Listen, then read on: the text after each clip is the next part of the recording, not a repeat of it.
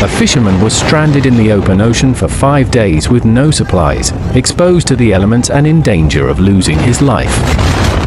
During routine operations, a vessel's crew sighted him struggling to float with the aid of a wreckage and moved to investigate. Once confirmed that it was a person, the crew initiated a rescue. The fisherman was recovered safely and brought aboard. He was immediately provided with drinking water, food, and medical attention. This incident demonstrates the constant vigilance of seafarers and their readiness to respond to emergencies at sea.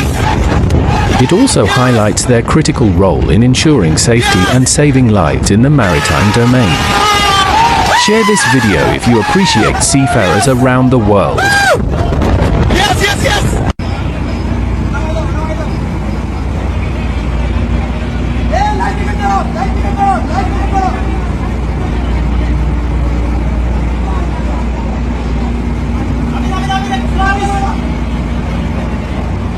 Yes, yes, yes, yes, yes!